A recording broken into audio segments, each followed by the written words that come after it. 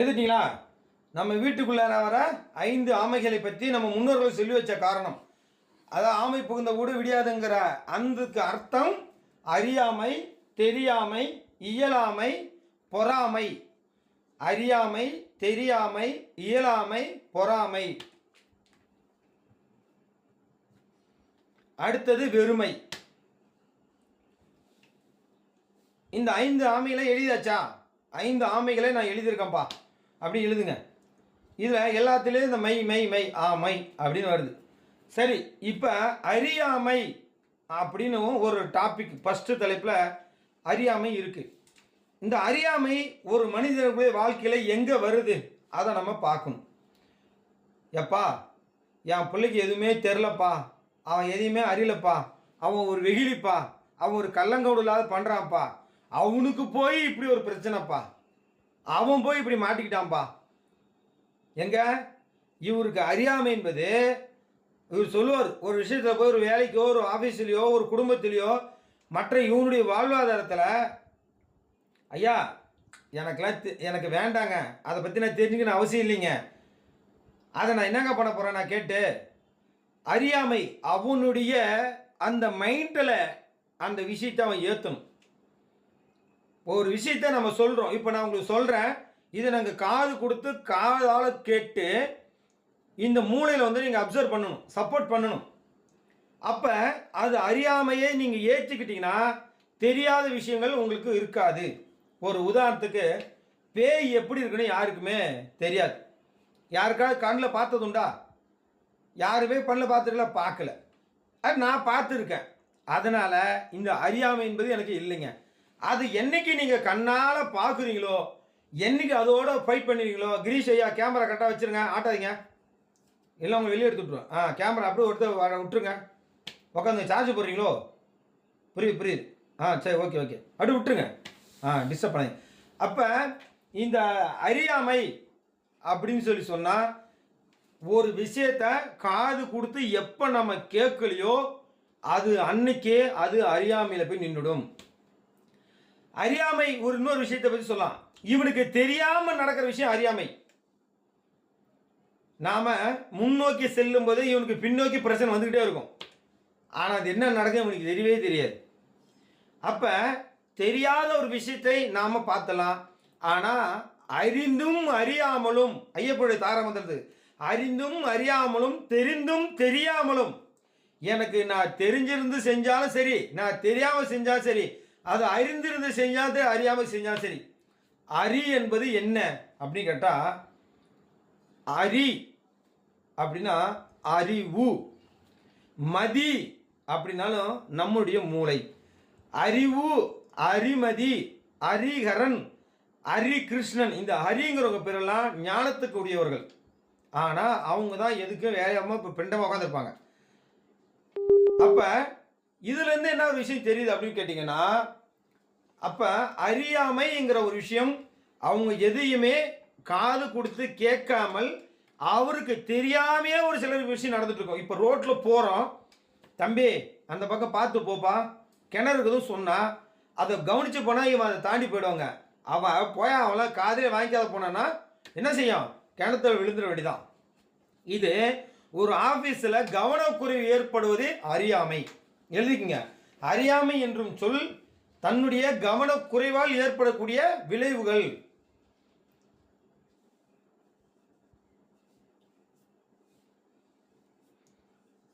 அறியாமை என்பது தன்னுடைய கவனக்குறைவால். ஒரு ஆஃபீஸில் வேலை பார்க்குறோம், வேலை பார்க்குறத கவனக்குறையாக இருந்தோம்னா வேலைக்கு வச்சுக்கோனா நம்ம என்ன பண்ணிவிடுவான்? நீ வீட்டுக்கு கிளம்பா சாமி, உனக்கு வேலை கொடுக்க எனக்கு தகுதி இல்லை அப்படின்னு சொல்லி நம்மளை வீட்டுக்கு அனுப்பி விட்ருவோம். இதுதான் அதில் நடக்கிற விஷயங்கள். அதை நீங்கள் எழுதிக்கிங்க. அறியாமை என்பது நம்முடைய கவனக்குறைவால் ஏற்படக்கூடிய விஷயங்கள். ரைட்டா? ஏன் பரத்தையா எதுக்கு வேலை ஃபேன் போட்டு ஓடிட்டு இருக்குது? உங்களை இப்போ வெளியே தள்ளி விட்டுட்டா என்ன பண்ணுறீங்க நீங்கள்? ஏன் முகத்தை காட்ட ஏதோ பிரச்சனையா? வேறு ஏதாவது குருமார் உங்களை சண்டை பிடிக்கிறாங்களா? கேமரா ஒரு இடத்த நிறுத்துங்க. எல்லாரும் முகத்தை காட்டி பார்க்கும்போது நீங்கள் மட்டும் என்ன அப்படி பண்ணுறீங்க? இல்லை நீங்கள் போய்ட்டு நாளைக்கு வந்து ஜாயின் பண்ணுங்கள். வெளியே எடுத்து விட்டுட்டுமா? போட்டிங்களா வெளியில்? ஆ கேமரா வைங்க, கேமரா வச்சு பாருங்கள். நீங்கள் யார் யார் என்ன மனையில் இருக்குன்னு நான் பார்ப்பேன் நான். முனியாண்டியா, சரி சாரி மாயாண்டியா, நீங்கள் அதுக்குள்ளே லைன் வந்துட்டீங்க போல இருக்குது. பரவாயில்ல பரவாயில்ல, தப்பு இல்லை. சரி, நான் உங்களுக்கு நான் கேட்டு சொல்லிடுறேன் அம்மாட்டேண்ணா. நான் கொஞ்சம் கொஞ்சம் டைம் கொடுங்க, கொஞ்சம் கொஞ்சம் ரெக்வஸ்ட்டாக. சரி பார்த்துக்கலாம். சரி, அப்போ போட்டிங்களா அறியாமை. இயலாமை, இளைச்சவங்க கூட போனாலும் போகலாம், மலைச்சவங்க கூட போகக்கூடாதுன்னு ஒரு சொல்லு இருக்குங்க. புரியுதுங்களா? மலைச்ச மாடு மலை ஏறாது. என்னால் முடியாது விட்டுறா அப்படிமா. என்னால் முடியல விட்டுரு. உடம்பு சரியில்லைனா எழுந்திரிக்க மாட்டான். காய்ச்சலே நல்லாயிடும். பா கண்ணு சாமி என்னப்பா காய்ச்சல் அடிக்குதானா மாமா அப்படிமா. இந்த இயலாமை அவனால் முடியும். அந்த மனோசக்தியை அவன் திடத்தனமாக பண்ணாமல் அது ஒரு மென்டாலிட்டியை விட்டு அதை கடைசி வரை அது முடியல முடியல முடியல. இப்போ ஒரு உதாரணத்துக்கு பார்த்தீங்கன்னா, ஒரு யானை தெரியுமா? யானை பார்த்துருக்கீங்களா யாராவது? இந்த கோயிலில் யானை வச்சுருப்பாங்க. அந்த யானைக்கு முன்னாடியே ஒரு குச்சி போட்டிருப்பாங்க, ஒரு கம்பு மந்திரகோல் மாதிரி போட்டிருப்பாங்க. அந்த தடி யானை பாகன் கையிலே வச்சுருப்பார். யானை என்ன பண்ணுன்னு கேட்டிங்கன்னா, ஒரு அதாவது சின்ன வயசுலேருந்து யானை என்ன பண்ணுவோம்னா பின்னாடி காலில் சங்கிலி போட்டு கட்டிடுவாங்க. அந்த அப்படின்னு வரும். அந்த சங்கிலி தான் அப்படி பின்னாடி போயிடும். அப்படி போவோம். திரும்ப சங்கிலி போட்டு திரும்ப பின்னாடியே வந்துடும். அந்த யானை நினைச்சா அந்த சங்கிலியை பிச்சுக்கிட்டு வெளியில் போக முடியும். ஆனால் சின்ன வயசுலேருந்து அந்த காலில் வந்து அந்த அதாவது ஃப்ரண்ட்டு பேக் காலில் ரைட் சைடில் கட்டிடுவாங்க. சங்கிலி போட்டு ஒரு தூணில் கட்டிடுவாங்க. அது இழுக்கும் போது டைட்டாக இருக்கும். இது அந்த யானையினுடைய மனசில் ஆள் மனதில் பதிஞ்சிடும். அதனால் அது பெருசானாலும் இது இழுத்தா வராதில்ல, இது இழுத்தா வராதில்லன்னு அம்மா பெரிய கட்டையை தூக்கிட்டு போவோம், மரத்தை தூக்கிட்டு போவோம். ஆனால் அந்த சங்கிலி பிச்சுட்டு வரலாம். பட் ஆனால் யானைக்கே அந்த பக்குவம் இல்லை, இயலாமை. நம்மளால முடியாத போல இருக்கு அப்படின்னு அந்த யானை அதுக்கு தனக்குத்தானே ஒரு கட்டுப்பாடு விதிச்சு அந்த அந்த குச்சியை குறுக்க போட்டானா அந்த குச்சியை நல்லா பாருங்க. கோயிலில் இந்த தும்பிக்கை ஒயின் ஆட்டும், காலை தூக்கி அப்படி குச்சிட்டு வைக்க போவோம், திரும்ப தூக்கி உள்ளாரே வச்சிடும், திரும்ப வைக்க போவோம், திரும்ப உள்ளாரே வச்சிடும். யானை பாருங்க குச்சி இல்லாமல் இருந்தானா அவங்க போட்டு தேடும். சரி, இது வந்து பெரிய உருவம் யானை, அதாவது நம்ம விநாயகர் மாதிரி. அப்படியே சின்ன உருவம் எலி, நம்ம விநாயகரோட வாகனம் மாதிரி. எலி பார்த்தீங்கன்னா உதாரணத்தை சொல்லி சொன்னால் தான் உங்களுக்கு புரியும். எலி என்ன செய்யும்னா மறுக்கு மறுக்கு மறுக்கு மறுக்கு மறுக்குன்னு பார்த்தீங்கன்னா உள்ளே இருக்கிற இரும்புலேருந்து பிளாஸ்டிக்லேருந்து மர கட்டையில் வரைக்கும் மிளகாலேருந்து குலகா வரையும் எல்லாத்தையும் கட்டிச்சு குதறி எடுத்துருவா. ஆனால் அந்த எலி பொருளுக்கு உள்ளே மாட்டிச்சுன்னா ஆஹா மாட்டிட்டு அவன் தான் போச்சா நம்ம ஆளுக்கு வாய்ஸ் முடிஞ்சு போச்சு சொல்லி அந்த அந்த எலி என்ன பண்ணும், கொறிக்கிற நிறுத்தி கம்முனியாக குறு குறு குறு குருன்னு இருக்கும். ஆனால் அது நினச்சிதுன்னா மறுக்கு மறுக்கு மறுக்கு கடிச்சு விடிய விடிய கடிச்சு விடிஞ்ச வெளியில் வந்துடலாம். அது இயலாமை. நம்மளால முடியலை அப்படின்னு அது வந்து ஒத்துக்குது. ஸோ அதுக்குமே மனமே காரணம், அந்த மனதினுடைய இருக்க அலட்சியமே காரணம். முடியுதா இல்லையா முட்டி பார்த்தா அது வெளியில் வந்துடும். அது போல் யானையும், யானைக்கு நரசாஸ்திரப்படி கணபதிக்கு உண்டாத யானை அப்படின்னு வச்சுக்குவோம். அது கூடயே வாகன எலி ரெண்டுத்துக்குமே பொருந்தும். அப்படிங்கிறதுனால இயலாமை என்பது மலைச்ச மாடு போல. எவன் ஒருவன் என்னால் முடியாதுன்னு சொல்லி சொல்கிறானோ அவங்ககிட்ட நம்ம என்ன பண்ணோம், தூரம் 10 அடி தள்ளி நின்றுக்கணும். அதாவது நெகட்டிவ் எனர்ஜி. இயலாமை என்பது மலைச்சவன், இளைச்சவன், அதாவது எதுக்கும் பிரயோஜனம் இல்லாதவன். ஒரு ஆஃபீஸில் போய்ட்டு சம்பி இன்னைக்கு ஓட்டி பார்ப்பானா, சார் நல்லா முடியல சார், என் உடம்புலாம் என்ன உடம்பு என்ன நினைக்கிறீங்க, சுகர் இருக்குது, பிபி இருக்குது, ப்ரெஷர் இருக்குது, அது இருக்குது, மஞ்சள் கமல் இருக்குது, கொஞ்சம் கமல் இருக்குன்னு எல்லாத்தையும் ஒரு பக்கம் தான் அடிப்பான். அவன் என்ன பண்ணுவான், டே சொல்லும்போது செத்து பண்ணி விட்டு போடாமா. இயலாமை. சரியா? அடுத்தது தெரியாமை. இப்போ ஃபஸ்ட்டு என்ன பண்ண, அறியாமை சொல்லிட்டேன், இயலாமை சொல்லிட்டேன், இப்போ தெரியாமை. நான் வந்து கொடுத்தோன்னே தம்பி இந்த புஸ்தகத்தை சேர்த்தேன்னா படித்து வைப்பா. ஓ தெரியாப்பா அப்பா என்னென்ன பாரு தெரியாதுன்னு விட்டுறியா அப்படி. தம்பி என்னங்க இந்த அந்த அந்த பொருள் என்னன்னு தெரியல, கொஞ்சம் பார்த்து என்னன்னு சொல்லலாம். எனக்கு தெரியாதியா? சரிப்பா. தம்பி உனக்கு டைப் அடிக்குமா? தெரியாதுங்க. சரி, ஆஃபீஸில் ஃபைல் வேலைலாம் ஏதாவது டேக் அவுட் பண்ணி அதெல்லாம் ஏதாவது ஃபைல் அதுவும் தெரியாது சார். சரி, வேறு என்ன வேலை தம்பிக்கு கொடுக்கலாம்? பஸ்ஸு கண்டக்டர் வேலை பழக்கமே இல்லை, படிக்கவே இல்லை. நீங்கள் அது கண்டக்டர் வேலை, பஸ் ஓடுதமா? ஏங்க நானே கையில் காசு இல்லை, லைசன்ஸ் ஒன்றும் இல்லை, என்ன போய் அதுவும் எனக்கு தெரியாதுங்க. அப்படியா? சரி, என்ன தம்பி எதை கட்டாலும் தெரிலங்கிறான். சரிப்பா, ஃபேஸ்புக்கில் ரீல்ஸ் பார்ப்பியா? இன்ஸ்டாகிராம்லையும் சேர்த்து பார்ப்பேங்க. சூப்பர், இப்போ மட்டும்தான் அவன் தெரியுதுன்றான். அப்போ அவனுக்கு தெரியல. ஸோ அவன் தெரியலங்கிற ஒரு வார்த்தையை ஒரு படத்தில் விவேக் ஐயா பார்த்து ஒரு ஆப் போடுவார், பார்த்துருக்கீங்களா? இது என்ன தெரியல, இது என்ன தெரியல, இப்போ தெரியல, இப்போ தெரியல, இப்போ தெரியுதா? எப்படி தெரியும்? நான் என்ன ஸ்கூலுக்கு எந்த பக்கம் போனேன்? எனக்கு தெரியும். ஓ, நீ தெரியல, அந்த தெரியலையா? நான் கூட சின்னதாக இருக்கு தெரியலன்னு நினச்சேன். அதுபோல் தெரியல என்பது நம்முடைய கவனக்குறைவு. அதை தெரிஞ்சுக்க முயற்சி பண்ணுவது நம்மளுடைய புத்திசாலித்தனம். இப்போ தெரியல அப்படின்னு சொன்னால் என்ன ஒரு உதாரணத்துக்கு நீங்கள் எடுத்துக்கலாம். நான் படித்தது பார்த்தீங்கன்னா 7வது ஃபெயிலு. நான் 7வது ஃபெயில். இல்லைன்னா போய் சொன்னீங்கன்னா பட்டமாக கொடுக்க போகிறீங்க, ஒரு வெண்டைக்காய் கிடையாது. 7வது ஃபெயிலு. ஆனால் நான் வந்து இங்கிலீஷ் பேசுகிறேன். நான் வந்து சூப்பராக டைப் படிப்பேன். சிஸ்டம் ஓரளவுக்கு எங்கள் பசங்க கற்றுக் கொடுத்துருக்காங்க, அதைப்படி நான் ஃபாலோ பண்ணுறேன். இன்றைக்கி ஜென்ரல் நாலேஜ், பொது அறிவு என்கிட்ட இருக்குது. இன்றைக்கி நான் ஆர்டிஐ பெட்டிஷன் போடுவேன். தகவல் அறிவு உரிமை சட்டம் 2005 செக்ஷன் 2005 செக்ஷன் 6 உட்பிரிவு 1 கீழ் அப்படி போட்டு தங்கள் அலுவலகத்தில் சில தகவல் நகல் வேண்டிய கோரி சார்பாக அப்படி போட்டு அனுப்புதல் பெறுதல் போட்டு பொருள் போட்டு கீழே வந்து ஐயா மறுபடியும் நான் வசித்து வருகிறேன். மேலும் கடந்த அலுவலகத்தில் இந்த மாதிரி தேதி போட்டு நான் கீழே பேராகிராஃப் அடிச்சு வந்து தகவல் தேனாம்பேட்டையில் இருக்க தகவல் ஆணையத்துக்கு நான் வழக்கு போட்டு கிட்டத்தட்ட ஒரு 10 அதிகாரி கூண்டில் ஏற்றி இறக்கியிருக்கிறேன்.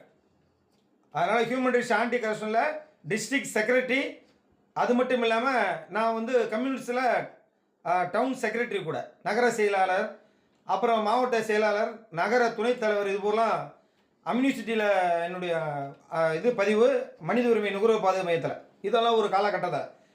அப்போ எனக்கு தெரியல அப்படிங்கிற ஒரு வார்த்தையை நான் முன் வைக்காமல் இருக்கிறத வச்சு எப்படி கற்றுக்கணும், அதில் எப்படி கூர்ந்து கவனித்து போகணும் அப்படிங்கிற விஷயத்தை எனக்குள்ளே நான் ஆக்டிவேட் பண்ணி எனக்குள்ளே நான் கொண்டு வந்தேன்.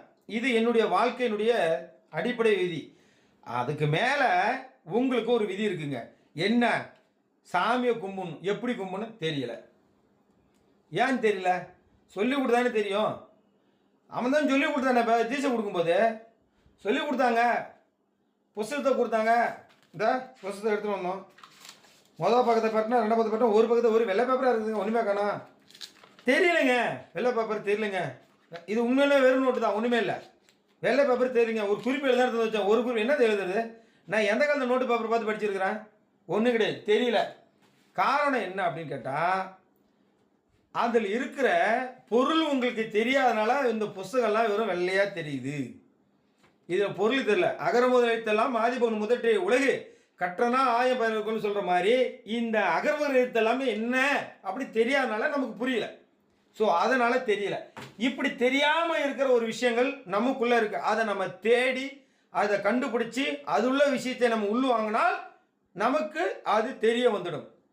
அப்போ அந்த தெரியலை அப்படின்னு சொல்லக்கூடிய அதுக்கு காரணம் நம்மளுடைய அலட்சிய போக்கே.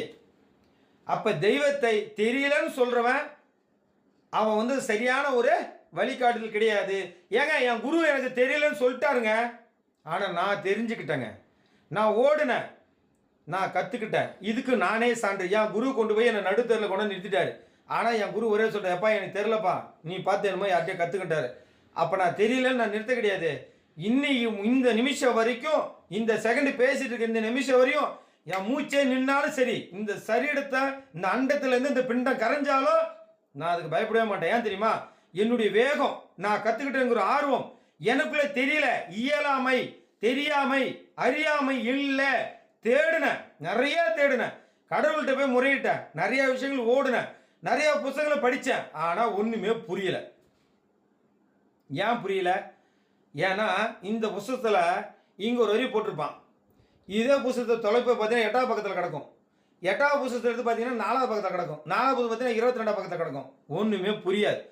புத்தகம் அடித்து ஆசிரியருக்கு நாங்கள் ஃபோன் பண்ணி கேட்டாச்சு, எப்பா புத்தகத்தில் என்ன இருக்குதோ அதை தான் நாங்கள் ஓலைச்சல் கொடுத்தோம், அது நடக்கலன்னு என்ன கேட்காத, வெளிப்படைனா போட லைசன்ஸ் கிடையாது, லைசன்ஸ் கட்டாயிடும், நான் ஏதோ பிரச்சனை எழுதி உள்ள வச்சுருவாங்க. இப்படியெல்லாம் இந்த புத்தகத்தை போட்டு இந்த புத்தகத்தையே நம்பி நம்ம கிடக்குற ஒவ்வொரு விஷயமும் தெரியாமை. அப்போ உங்களுக்குள்ள இருக்க தேடல், உங்களுக்குள்ள இருக்க ஒரு பவர், இந்த உலகத்தில் இருக்கக்கூடிய அந்த பிரபஞ்சத்தினுடைய அந்த ஒரு வைப்ரேஷனை, அந்த கிராஜுவேட், அந்த பவரை நீங்கள் இழுக்க முடியும். நம்ம உடல் வந்து சாதாரண ஒரு உடல் அல்ல. அரிதும் அரிது மானிடராய் பிறப்பது அரிது. இந்த உலகத்தில் 84 லட்ச ஜீவராசிகள் படைக்கப்பட்டிருக்கு. அதில் நம்ம மனித இனம் பேராற்றல் பெரும் அதிசயம். நம்ம உடலை பற்றி நான் கிளாஸ் நடத்தினா 3 நாள் எனக்கு டைம் தேவை. 3 மணி நேரம் 3 மணி நேரம் 9 மணி நேரம் டைம் கிளாஸ் நடத்துவேன். அப்போ தெரியாமை அப்படிங்கிறது வந்து கண்டிப்பாக அப்படி இல்லை. அப்போ தெரியாமைன்னு சொல்லக்கூடிய ஒரு விஷயம் நம்முடைய அலட்சியத்தாலே நடக்குதே தவிர, ஆனால் அதில் அந்த மாதிரி இல்லை. அப்போ எவன்லாம் எனக்கு தெரியல, எனக்கு இயலாமை, எனக்கு தெரியாமை, எனக்கு அறியாமை, எனக்கு எதுவும் தெரில, என்னாலையும் முடியாது, எனக்கு எதுவும் வேண்டாம், 3 முடிஞ்சு வச்சா இந்த 3மே ஒரே கோட்பாடில் வந்துடுச்சு. அப்போ அவன் ஒரு சோம்பேறி போலடா அப்படின்னு ஒரு பட்டத்தை கட்டி விட்டுருவோம். சரி, அடுத்ததை பார்த்தீங்கன்னா பொறாமை. அண்டை வீட்டுக்காரி ஆம்பளை புள்ள பெத்தால்னு பக்கத்து வீட்டுக்கார வைத்து அம்மிகளை குத்தி செத்தாலாம். அது போல் ஒரு பழமொழி உண்டுங்க. நம்மக்கிட்ட இருக்கிறத வச்சு நம்ம வாழ கற்றுக்கணுங்க. முன்னாடி வீட்டில் ஆட்டோகிராஃப் படம் வந்துச்சு. அந்த ஆட்டோகிராஃப் படத்தில் பார்த்தீங்கன்னா ஒரு தமிழ் இடத்துல ஒரு சேலை வந்தது. யாருக்கா தெரியுமா? அது ஏதோ ஒரு பாட்டுன்னு நினைக்கிறேன். யாரோ சொல்லுங்கள், மைக்காரன்னு சொல்லுங்கள் பார்ப்போம். ஏதோ ஒரு பாட்டு. ஆமாங்கய்யா, வரும் ஐயா. காதல் வந்துச்சா வரலையா அந்த ஆயின்னு வரும். அந்த புடவை வந்தப்ப அவ்வளோ ஃபேமஸ் அந்த புடவை. அப்புறம் கொஞ்ச நாள் ஜிமிக்கி கமல்னு ஒன்று வந்துச்சு பாருங்க, அது ஒரு ஃபேமஸ்ஸு. அப்புறம் இப்படி நிறையா வந்து அப்புறம் பார்த்தீங்கன்னா இந்த எட்டுப்பட்டி ராசா படம் வரும்போது ஒரு அந்த அம்மா ஒரு பாட்டுக்கு எட்டுப்பட்டி அதே ஒரு பாட்டுக்கு இந்த பஞ்சுமுட்டை சேலட்டு ஒரு புடவை கட்டு வரும்னு நினைக்கிறேன். அப்போ இதெல்லாம் எனக்கு அப்போ கொஞ்சம் ஓரளவுக்கு இதெல்லாம் தெரியும் போது அதெல்லாம் ரீச்சு. அப்போ என்ன பண்ணுவோன்னு கேட்டிங்கன்னா, நம்மக்கிட்ட காசு இருக்காதுங்க, ஆனால் அவள் கட்டிட்டு வந்தால் நம்ம வைத்தளிச்சு வரும் பாருங்க. ஆடாடாடாடா, சும்மா விடுமா, என் வயிறு எரிச்சலை விடுமா. என்ன மாதிரி கடந்தா அவன் புள்ள அங்கே குண்டு அடிச்சு கடந்தாண்டி, பம்பரம் விட்டுக்கிட்டு கடந்தான், கோட்டிப்பில் அடிச்சு கடந்தான். அந்த அம்மா சொல்லும், குண்டு அடிச்சுட்டு கோட்டி அடிச்சுட்டு இங்கே சுற்றி ஊற்றி கடந்தான் அந்த பையா. எங்கே போய் எங்கே மெட்ராஸாம்மா, அங்கே போய் எதுவும் சம்பாதிக்கணும், அவன் அம்மா அப்படி தொழுக்கிறான் அப்படிம்பாங்க. ஏன்? அவன் சம்பாதிச்சு அவங்க அம்மா காப்பாற்றுறான், அது வீட்டு காசு அனுப்புகிறான். இது யாருக்கு பொறுக்கல? இந்த பொறாமையுள்ள குணத்துக்கு பொறுக்கலை. அப்போ இந்த பொறாமை எங்கேருந்து வருதுன்னா, இந்த அறியாமை, தெரியாமை, இயலாமை, இந்த 3மே உன்னால் முடியலையே, நீ எப்படி சம்பாதிப்ப? அப்போ உனக்கு என்ன செய்யுது? உன் மனம் என்பது அடங்கி ஒடுங்கி ஒரு இடத்துல உட்காரும் போது மற்றவன் உனக்கு பின்னாடி வந்து வேகமாக ஓடுறான், உனக்கு பின்னாடி சம்பாதிக்க முன்னாடி இருக்க போகிறான், நீ கீஞ்சி சட்டை போடுவான் நல்ல சட்டையை போகிறான், நீ நடந்து போவான் சைக்கிளில் போகிறான். அப்போ முன்னோக்கி செல்லக்கூடியவனை பார்த்து பின்னோக்கி ஆகிய நாம ஒரு வைத்தறிச்சல் பட்டால் அதுக்கு பேரு பொறாமை. நம்ம கண்ணுல இருந்து ஒரு காந்த சக்தி இருக்கு. யாருக்காவது தெரியுமா? நம்ம கண்ணுல இருந்து ஒரு பெரிய காந்த சக்தி இருக்கு. இந்த காந்த மனகை போட்டு வரா அப்படின்னா போதும், காலு முடிஞ்சது. எல்லாம் பேங்க்கு தான் போகும். இல்லைன்னா எடுத்து வெளில பேங்க்ல வச்சு அடகு வச்சு நகையை மீட்க முடியாமல் வட்டி கட்ட முடியாமல் ஏலத்துக்கு போய் கேட்பா, என்ன ஆட்டோ ஆட்டினா அம்மா, அவன் புருஷன் வெளிநாட்டுக்கு போனான்னு நகையை போட்டு இப்படி சிலுக்குங்கிறா. நாம தான் சம்பாதிக்கிறோம், இந்த கிரம கட்டிய தினை நம்ம கல்யாணம் பண்ணி வச்சுருக்கிறோம், 10 பைசா புரோஜனம் இல்லடி, காலத்துக்கு கஷ்டப்பட்டே கூட இன்னும் கஷ்டப்பட்டு தான் இருக்கிறோம் அப்படிம்பாங்க. அவள் அப்போ நகையை பேங்க்கில் வச்சுருப்பா சொல்லுவா, என்னன்னு தெரிலக்கா, ரொம்ப கஷ்டம், வேலைக்கு போகிறது, என் வீட்டுக்கு வேலை இல்லை, திடீர்னு உடம்பு சில போயிடுச்சு, ஃப்ளைட் டிக்கெட் போட சொல்லிட்டாங்க, பணம் கட்ட சொல்லிட்டாங்க, இங்கே வட்டிக்கு வாங்கி கொடுத்து அந்த வட்டி கட்ட முடியலக்கா, அதை பேங்க்கில் வச்சுட்டான். உடனே வச்சிட்டியா, சந்தோஷம். அதுதான், அப்படி தான் இருக்கணும். இதுக்கு பேர் பொறாமை. இந்த பொறாமை எங்கே வர்றதுன்னா, இந்த அறியாமை, இயலாமை, தெரியாமையிலிருந்து கிடைக்கப்பட்ட ஒரு பெரிய வரப்பிரசாதம் இந்த பொறாமை. இந்த பொறாமை வந்ததுன்னா, ஆஃபீஸில் ஓனர் பணத்தை என்ப பார்த்துன்னு வச்சுக்கிங்களேன், அடடா அதோடு முடிஞ்சிச்சு. அந்த பொறாமை தன்னுக்குள்ளே இருந்து பொங்கி வெளியே வந்து கண்ணுல அந்த டம்முன்னு அடிக்கும். அங்கே தான் திருஷ்டி ஏற்படுது. அதுக்கு பேர் கண் திருஷ்டி. அந்த கண் திருஷ்டியை யாருமே தடுக்க முடியாது. ஏன்? எம்பெருமான் சிவபெருமானே தடுக்க முடியாது, என் தாய் பராசக்தியாலையும் தடுக்க முடியாது. இதெல்லாம் பெரிய பஞ்சாயத்து. அதெல்லாம் நம்ம தினசரி அந்த கண் திருஷ்டியை படக்கூடாதுன்னு இன்னைக்கு ஆலய பிரதிஷ்டையில், ஆலய வழிபாடில் நம்ம பண்ணிட்டு தான் இருக்கோம். அதை நான் சொல்கிறேன், அது உங்களுக்கு சரியே தெரியாதானா, அந்த வேலை நீங்களும் பார்ப்பீங்க தான், ஆனால் இப்போ புரியாது. அதை நான் சொல்லுவேன், வழிபாடு முறையில் சொல்லுவேன். அந்த திருஷ்டி படுறதுனால தான் நம்ம இந்த காரியத்தை செஞ்சோம் அப்படின்னு. உதாரணத்துக்கு ஆரத்தி கரைக்கிறோம்ல, மஞ்சள் போட்டு சுண்ணாம்பு போட்டு ஆரத்தி கரைச்சி கொண்டுட்டு போய் கொடுக்குறோம். அதை கொண்டு நம்ம வந்து வெளியில் ஊற்றிடுறோம். அப்போ அந்த இடத்துல என்னென்னா டிஸ்ட்ரிக் அடிக்கிறோம், இப்போ அதான் அந்த இடத்துல நடக்கக்கூடிய விஷயங்கள்.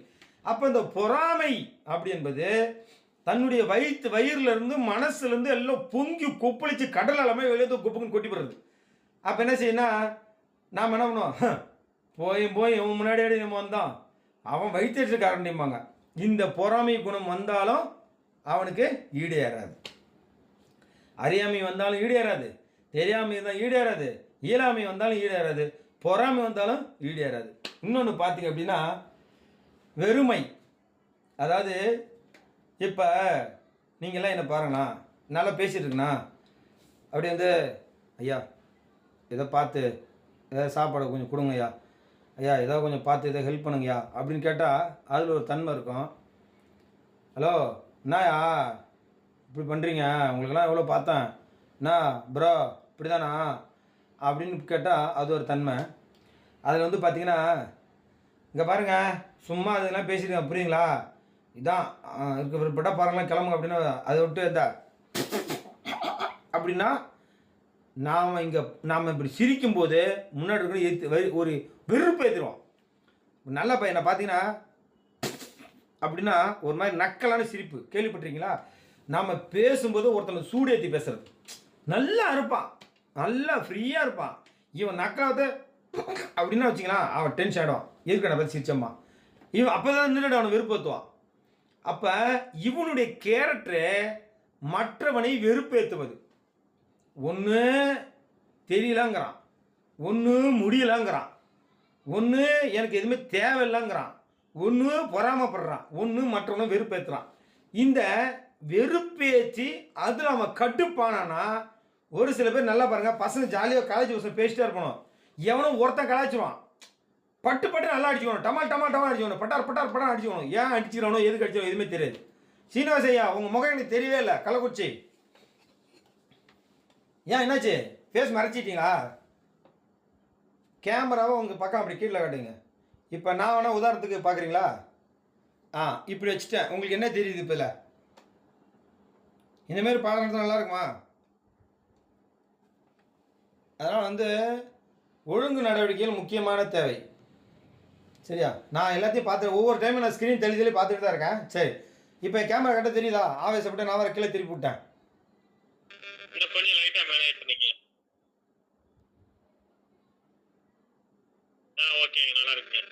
சரி, அப்போ இந்த வெறுமை வந்து மற்றவரை வெறுப்பேற்றி அப்படி நடக்கக்கூடாது. இன்னொரு விஷயம், வெறுப்பு எங்கே வரும் தெரியுமா? போய் ஒரு அதிகாரிகிட்ட காட்ட முடியுமா? காட்ட முடியாது. ஒரு ஃப்ரெண்ட்ஸுக்கிட்ட காட்ட முடியாது, அப்பா அம்மாட்ட காட்ட முடியாது. முக்கியமாக ஒரு ஆள்கிட்ட காட்டலாம், யார்கிட்ட? பொண்டாட்டி காட்டலாம். ஏய் போடி அன்ட்டா ஆகலாம் அப்படிமா. எங்கே உன் வீரத்தெல்லாம் அங்கே வெளியில் எல்லாம் குப்பை எல்லாத்தையும் கையில் கையில் வந்து கும்பிட்டு வந்து வீட்டில் வந்தோடனே பொண்டாட்டி ஒரு எகிரும் பாரு, அங்கே எல்லாத்தையும் வெறுப்படைஞ்சிடும். பிள்ளைங்க வந்து கேட்டால் அந்த இடத்துல விருப்பள்ளி இறக்கிறது மேலே. அவங்க ஐயோ அப்பா ஒரு மாதிரி இருக்காரு, நல்லா பயந்து நடி ஓடி வராங்க. அவங்க உனக்கு எப்படி மரியாதை கொடுப்பாங்க, எப்படி அந்த இடத்துல நடந்துக்குவாங்க, உன் பொண்டாட்டி ஒன்று பார்க்கும். இந்த சமுதாயத்தை வேலைக்கு போகிற இடம் ஆஃபீஸ்லேயோ ஓனர்கிட்டையோ இந்த மாதிரி பண்ணிட்டு இருந்தீங்கன்னா அந்த சமுதாயம் உன்னை சப்போர்ட் பண்ணி ஏற்றுக்குமா? ஒரு பக்கம் தெரியாமல் இருக்குது, இயலாமல் இருக்குது, அறியாமல் இருக்குது, ஒருத்தர் பொறாமல் இருக்குது, இப்போ பார்த்தா வெறுமை ஏற்படுத்தி வச்சிருக்கிற இந்த 5 அந்த மை வர அந்த 5 மையும் ஒன்றாக சேர்ந்து இந்த பிரபஞ்சம் நமக்கு ஒரு கிஃப்ட் கொடுக்கும். யாராவது ஒன்று சொல்லுங்க பார்ப்போம், இந்த கிஃப்ட் என்ன கொடுக்கணும்? இந்த 5 சேர்ந்தா விஷயத்தையும் முயலாமையா முயன்று பார்க்காம இருக்கிற ஒரு விஷயத்த வந்து நம்ம செஞ்சு பார்க்காம முயலாமை இல்ல. இந்த 5 சேர்ந்து நமக்கு ஒரு கிஃப்ட் கொடுத்துரும். ஒரு மனிதன் தன்னுக்கு தானே அவனுடைய அந்த 5 ஆமைகளை முக்கியத்துவம் கொடுத்து அதை தூர்வாரிட்டு வந்தான் அப்படின்னு சொல்லி சொன்னா அந்த இடத்துல இந்த பிரபஞ்சம் என்ன கொடுக்கும்? நானே சொல்லட்டுமா இல்லை யாராவது சொல்றீங்களா? தரித்திரத்தை கொடுக்குங்க. அந்த இடத்துல வந்து என்ன கொடுக்கும் கேட்டீங்கன்னா வறுமை, பஞ்சம். என்ன கொடுக்குது? இந்த 5 ஆமைகளை எவெல்லாம் கடைப்பிடிக்கணும் அவன் குடும்பத்தில் வறுமையை ஏற்படுத்தி விடும், பஞ்சத்தை ஏற்படுத்திடும். வேலைக்கு போக முடியாது, வருமானத்தை உழைக்க முடியாது, ஒரு வேலையை திருத்தமாக பண்ண முடியாது, எதையுமே நீ ஆர்வம் செலுத்த மாட்ட, ஒரு ஆஃபீஸுக்கு போக மாட்ட, யாரையும் ஒருங்கிணைச்சு நீ நடந்துக்க மாட்ட, ஒருத்தன் சொல் பேச்சு நீ கேட்க மாட்ட, இப்படியே இருந்தா இது எல்லாம் என்ன செய்யும்? இப்போ நான் திருப்பதி ராஜா கிட்ட ஒரு வேலைக்கு போகிறேன். ஐயா என்ன பண்ணுவார்? அவர் நினைக்கிற மாதிரி நான் ஆஃபீஸில் வேலை பார்க்கணும். இப்போ மணிகண்டன் ஐயா வீட்டுக்கு போகிறோம், அவர் ஒரு வேலை சொல்கிறாரு, அந்த ஐயா சொல்கிற மாதிரி நான் நடந்துக்கணும். அப்போ அந்த பாலமணி ஐயா இருக்கார், அவருக்கு ஒரு கோயில் வச்சுருக்கா, அப்படி பிரத்யங்கர கோயில் ஐயா அது. ஆமாம், அவர் கோயிலுக்கு போகிறோம், நான் அவங்கள நேராக தட்டாடியே உள்ளார போய் தட்டை போட சிலையை தொட அதை தொட இதை தொட அவர் என்ன பண்ணுவார்? காண்டையை முன்னே வெளியே போடான்றவர். அப்போ இந்த 5 ஆமைகளை 5 உடைமைகளாக, 5 வாக்குகளாக, 5 புலன்களாக, 5 சொற்களாக, 5 பூதங்களும் தன் உள்ளடக்கி இந்த பிரபஞ்சத்தோடு ஒருங்கிணைஞ்சு அந்த அறிவாற்றலோடு செயல்பட்டால் மட்டுமே இந்த குடும்பத்திலையும் இந்த பிரபஞ்சத்திலும் நீங்கள் முன்னேற முடியும். இதையெல்லாம் தவிர்த்து நாம் இந்த 5 ஆமைகளை கொண்டு வந்தோம் அப்படின்னா அந்த 5 ஆமை சேர்ந்து நமக்கு என்ன செய்யும்? வறுமையை ஏற்படுத்தி விட்டுடும். இந்த வறுமை வந்தால் என்ன செய்யும்? கடவுளும் கண்ணுக்கு தெரியாது, சொந்த பந்தமும் கண்ணுக்கு தெரியாது, சொத்தும் தெரியாது, சோறும் தெரியாது. ஒரே ஒரு விஷயம் மட்டும்தான் தெரியும். கடன் தெரியும், பட்டினி தெரியும், குடும்பத்தினுடைய பிரிவுகள் தெரியும். இதுக்கு தான் ஒரு காரணம் சொல்லுவாங்க, கடன் பட்டும் பட்டினிடா. கடன் வாங்கிட்டு வந்தான் 10 லட்சம், அப்பவும் சோத்துக்கு வனவாசம் போகிறான். கல்யாணம் பண்ணியும் சன்னியாசி வாழ்க்கை வாழ்கிறான்டா, பொண்டாடுப்பை கூப்பிட்டு ஒரு பக்கம் இருக்கானம்மா. அப்போ இதுக்கு எல்லாமே காரணம் அந்த மனிதர்கிட்ட இருக்கக்கூடிய இந்த 5 ஆமைகள் எந்த வீட்டுக்குள்ளே போகுதோ அந்த வீடு விடியாது. இந்த 5 ஆமைகள் யார் யார் மனதுக்குள்ளே போகுதோ அந்த மனிதன் விடிய மாட்டான். இந்த 5 ஆமைகள் எவரெவர் அதை தொடர்ந்து அதை பயணிக்கிறாரோ அவரே தன்னை வருத்தி அவருக்கு அவரே சூன்யமாக செயல்படுவார். இப்போ நாங்கள் சொல்லிட்டோம், எல்லாரும் வந்து காலைல 5 மணிக்கு கிளாஸுக்கு வந்துருங்கப்பா, பூஜைக்கு வாங்கன்றோம். இவர் வாக்கில் போயிட்டு சரிதான் அங்கே சொல்லிட்டாங்களே காது கொடுத்து கேட்காம இவர் வாக்கில் மெத்தனமாக நைட்டு 11 மணி சீரியல் பார்த்துட்டு ரீல்ஸ் பார்த்து இன்ஸ்டாகிராம் போய் ஒரு குத்தாட்டை போட்டு டான்ஸ் ஆட்டு நியூஸை பார்த்துட்டு அப்படியே சாப்பிட்டுக்கிட்டு அப்படியே போய் 11-11:30 மணிக்கு அப்படியே படுத்து அப்படின்னு போய் படுத்தாருன்னா காலைல என்ன செய்வார்? 6:30 மணி முடிஞ்சு போச்சு. அப்போ அங்கே என்ன நடக்கும்? இந்த கடவுள் கூட உங்களுக்கு உதவி செய்யுது. நாம் செய்யக்கூடிய காரியங்களை சரிவர செய்தால் மட்டுமே இறைவன் நமக்கு துணை புரிவான். இல்லைன்னா இறைவன் என்ன பண்ணுவார்? உங்களுக்கு வந்து இறைவனை நம்ம யாரை சொல்கிறோம்? இந்த பிரபஞ்சத்தை சொல்கிறோம், சூரியனை சொல்கிறோம், சூரியன்ட்டு வரக்கூடிய கதிர்வீச்சை சொல்கிறோம். இந்த இறைவனை வழிகாட்டக்கூடியவர் குருவை நம்ம மதிக்கிறோம். அப்போ சொல்லி கொடுத்ததை கவனமாக அதை வந்து பொறுப்பாக காது கொடுத்து கேட்டு நம் உள்ளத்தில் செயல்பட்டால் மட்டுமே இந்த மாந்திரிக கலையை நம்ம கற்றுக்க முடியும். இது இல்லாமல் கவனக்குறைவாகவோ இல்லை ஏனுமோ தானமோ நம்ம இருந்தோன்னா 5 ஆமைகளை நாம் ஏதோ 2-3 ஆமையை பிடிச்சி வச்சுருக்கோன்னு அர்த்தம். அப்போ இந்த ஆமை தான் அன்னைக்கு அவங்க சொன்னாங்க, மற்ற அந்த கடலில் இருக்கிறதோ குளத்தில் இருக்க ஆமை கிடையாது அப்படிங்கிறது இன்னினுடைய பதிவுகள். சரியா? இப்போ இதில் யாருக்கா சந்தேகம் இருக்கா? இந்த 5 ஆமைகளை பற்றி ஏதாவது சந்தேகம் இருக்கா? ஐயா, அறியாமைக்கும் தெரியாமைக்கும் என்னங்க பெரிய வித்தியாசம்? ஐயா, அறியாமை நல்லா தெரிஞ்சுங்க. ஒரு விஷயத்தை வந்து நம்ம தெரியாமைன்னா நமக்கு தெரியாமல் இருக்கிற ஒரு விஷயங்கள். அதாவது இப்போ எப்படி சொல்கிறதுனா, இவருக்கு உதாரணம் நான் சொல்கிறேன். இப்போ நீங்கள் எப்படி சொல்கிறதுன்னா ஒரு நிமிஷம், அதுதான் நான் அந்த பக்கம் பார்த்து போப்பா, குளம் இருக்குது பார்த்து போன்னு சொன்னேன்னு சொன்னேன். அது சரியாக நீங்கள் காது கொடுத்து கேட்கலன்னு நினைக்கிறேன். அது இன்னொரு விஷயமும் கூட சொல்லலாம். இப்போ நீங்கள் ஒரு இடத்துல ஒரு பஸ்ஸுக்கு போகிறீங்க, அந்த பஸ்ஸு வந்து இப்போ எனக்கு ஒரு மனசு சைடில் ஒரு சகனமோ இல்லை ஒரு சாஸ்திரம் சரியாக படலை. அப்போ நான் சொல்கிறேன், எப்பா நீ அந்த வழியில் போகிற கொஞ்சம் பார்த்து உஷாராக போ அப்படின்னு நம்ம சொல்கிறோம். அதை வந்து அதை காது கொடுத்து கேட்காம அதை தட்டி கழிச்சோ இல்லை அதை கேட்கலாம், அதை பொருட்டாவே எடுத்துக்கல. புரியுதுங்களா? அதை ஒரு பொருட்டாவே எடுத்துக்காமல் போய் அந்த தவறில் போய் மாட்டிக்கிறார். இது உண்டாதுன்னு சொன்னால் ஸ்கூலில் படிக்கிற பசங்க இருக்காங்களா, ஸ்கூலில் படிக்கிற பசங்க பார்த்தீங்கன்னா உள்ளே பாடம் நடத்திருப்பாங்க, அந்த பிள்ளைங்களாம் ஃபெயில் ஆகிடும். வெளியில் ஆடு மேய்ச்சிருக்க பசங்களாம் நல்லா படித்து மார்க் எடுத்திருப்பாங்க. இதெல்லாம் நம்ம கேள்விப்பட்டிருப்போம் ஓரளவுக்கு ஓரளா. அப்போ அறியாமை என்பது நமக்கு தெரியாத விஷயங்கள் கூட. இப்போ ஒரு உதாரணத்துக்கு, இப்போ உங்கள் அம்மா வந்து உங்கள் அப்பா பேரை சொல்லி கொடுத்துருப்பாங்க. அந்த அப்பா பேர் சொல்லிக் கொடுத்தா அதோட நம்ம நிறுத்திட்டாங்க. அவங்க சொல்லிக் கொடுத்தா தான் அது உங்கள் அறிவுக்கு எட்டும். அறிவுக்கு எட்டக்கூடிய விஷயங்கள் அறியாமை.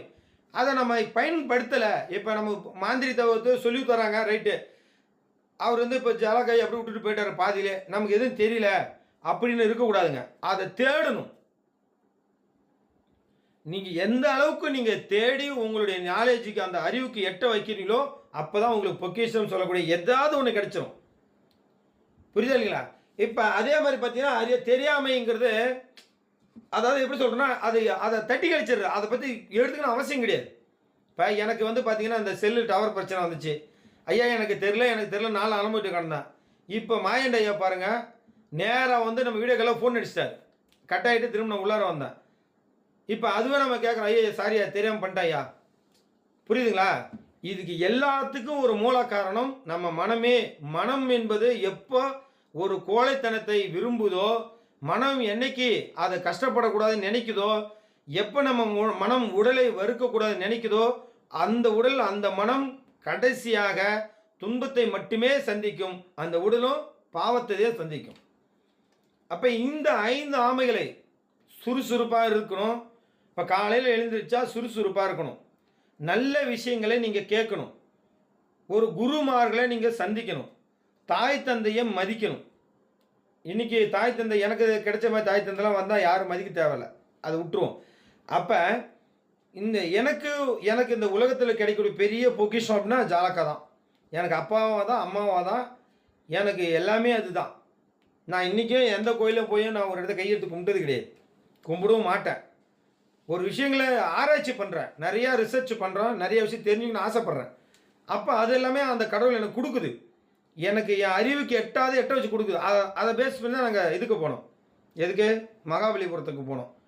அங்கே போகும்போது நானும் செல்வகுமார் ஐயா பேசும்போது, சம்பந்தம் இல்லாத இந்த கோயிலில் ஏன் இந்த இடத்துல வச்சாங்க அப்படின்னு கேட்குறோம். அதுக்கு அவர் ஐயா சொல்லுவார், மகாபலிபுரம், ஒருவேளை இந்த கோயில் எதாவது பலி கொடுத்துருப்பாங்களோ. யாருக்காவது தெரியுமா? கோயில் எவ்வளோ பெரிய கோயில் கட்டினாலும் அந்த கோயிலை ஒரு காந்த சக்தியெல்லாம் அந்த கோயில் நிற்காது. காந்த சக்தினா உங்களுக்கு எதாவது தெரியுமா இல்லையான்னு தெரில, அதை நான் பின்னிட்ட காலங்களில் சொல்கிறேன், சரியா? அதனால் வந்து இப்போ பெரிய பெரிய பாலெல்லாம் கட்டினா கூட பாருங்கள், யாரோ ஒருத்தர் அந்த பாலத்தை காவு வாங்கிடுச்சு சொல்லுவாங்க, காவு வாங்கிடுச்சும்பாங்க. இன்றைக்கி எங்கள் ஊர் சிவன் கோயிலில் பார்த்தீங்கன்னா கங்காதீஸ்வரன் ஒரு கோயில் பேர். அந்த கோயில் கட்டியிருந்தவர் வழிபடுறவர் கங்காதரன் பேர். அவரே இறந்து அந்த கோயிலுக்கு வச்சதுனால கங்காதீஸ்வரன் சொல்லி அந்த இடத்துக்கு காந்த சக்தி கிடச்சிச்சு. இன்றைக்கி நிறையா பேர் காஞ்சி பெரியவர் பார்த்தீங்கன்னா இறந்தோன்னே அவர் ஜீவசமாதி கோயிலில் வச்சுருக்குறாங்க. இப்போ அதே மாதிரி பார்த்தீங்கன்னா நீங்கள் அன்பழகன் ஐயா கூட அரூருக்கு போயிட்டு வந்தப்போ அந்தவருடைய சடசாமியாக சொல்லி அவர் வந்து ஜீவசமாதி அங்கே வச்சுருக்குறாங்க. ஸோ இந்த மாதிரி சில விஷயங்களை வந்து காந்த சக்தி ஏற்படக்கூடிய இதுகள் அதெல்லாம் நமக்கு கிடைக்குமா அப்படிங்கிறதுக்காகவே நாங்கள் தேடி போனோம். ஆனால் போனது எதுவும் எங்களுக்கு லாஸ் இல்லைங்க, நல்ல விஷயமாக கிடச்சிருக்கு. அதுபோல் நமக்கு தெரியலைனாலும் தெரிஞ்சுக்க முயற்சி பண்ணணும். நம்ம அறிவுக்கு அது எட்டலை, திரும்பவும் நம்ம கேட்கலாம். இப்போ நீங்கள் கேட்குறீங்க இல்லையா, இதுதான் உங்களுடைய அறியாமை. அப்போ நமக்கு தெரியாமை, இது நமக்கு புரியலைன்னா நீங்கள் கேட்டு தெரிஞ்சுக்கிறதே தெரியாமை. அதனால் ஒன்றும் பிரச்சனை கிடையாது. ஆக மொத்தம் நம்மளுடைய மைண்டை நம்ம எப்போ போட்டு பொட்டியில் போட்டு அடைக்கிறோமோ அன்றைக்கே நமக்கு வேலை முடிஞ்சு போச்சு. சரியா? வேற சந்தேகம் இருக்கா? அதில்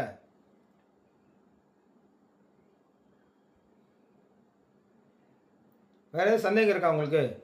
இது எல்லாம் சேர்த்தா நமக்கு வறுமை ஆட்டோமேட்டிக்காக கொடுத்துருங்க. பஞ்சம் கொடுத்துரும், கடன் ஏற்பட்டுரும், பண விரை ஏற்படும். ஏங்க ஒரு சில பேர் பார்த்தீங்கன்னா, இப்போ என்னையே எடுத்துங்களேன், சோழி பிரச்சனை இன்னொரு பெண்டிங் இன்னும் 4 கிடக்குது. எனக்கு ஒரு மலப்பு. இந்த கிளாஸுக்கு கொடுக்குற முக்கியத்துவம் நான் அதுக்கு கொடுக்கல. இப்போ ரீசெண்டாக கொடுக்கல. ஆமாம், 2ஆம் மாதம் எப்போ தொடங்குச்சோ அதுலேருந்து கொஞ்சம் கொஞ்சமாக நான் அப்படியே எல்லாத்தையும் கொஞ்சம் குறைச்சிட்டு வந்துட்டேன். அப்போ எனக்கு ஒரு பேர் என்ன சொல்லுவாங்க, உனக்கு வேலை இருக்குதுடா, உன் திமுரு வாட்டை நீ பார்க்க மாட்டேங்கிறா, இப்படி நிறைய பேர் சொல்லுவாங்க. ஒரு சில பேர் ஏதாவது அந்த கர்ம வேலைக்கெல்லாம் கொண்டு வந்து சொல்லுவாங்கன்னா அது செய்ய மாட்டேன். நீ பணத்தோட கஷ்டம் உனக்கு தெரியல, அதனால தான் நீ தட்டி கழிக்கிற, ஒரு நாளைக்கு அதனுடைய கஷ்டம் உனக்கு தெரியும், அன்றைக்கி எந்த வேலையும் தான் நீ செய்வோமாங்க. இது மாதிரிலாம் சில பேர் சொல்கிறது உண்டு. பட் இருந்தாலும் நம்ம வேலையில் எப்போ கவனம் செலுத்தாமல் நிறுத்துறோமோ அங்கே வறுமை ஏற்பட்டு விடும். அது கடவுளாக இருக்கட்டும், அது பெரிய குடும்பமாக இருக்கட்டும், யாராக இருந்தாலும் அதுதான் விதி. அப்போ நமக்கு நீங்கள் ஒரு நாள் இந்த 5 குணத்தை வராமல் உங்களால் கண்ட்ரோல் பண்ணி பாருங்கள், உங்களால் முடியவே முடியாது. ஒருத்தனை வெறுப்பாற்றக்கூடாது, ஒருத்தரை சங்கடப்பட மாதிரி பேசக்கூடாது, உங்களுடைய தேடுதல் என்பது தேடிட்டே இருக்கணும். இன்றைக்கி ஆள் வரல, இன்றைக்கி வேலை முடிஞ்சு வச்சு நேராக சாப்பிட்டு வந்து படுத்துடக்கூடாது. இந்த பிரபஞ்சத்தை ஏதாவது யோசிக்க வைங்க. அந்த மைண்டை போட்டு கொஞ்சம் தேடலே கொண்டு வந்து கொடுங்க. கண்டிப்பாக நீங்கள் 10 நாள் தேடினா 11 நாள் உங்கள் மைண்டு தேடிக்கிட்டே இருக்கும். நீங்கள் எதை சொன்னாலும் யார் சொன்னாலும் நிறுத்தவே மாட்டீங்க.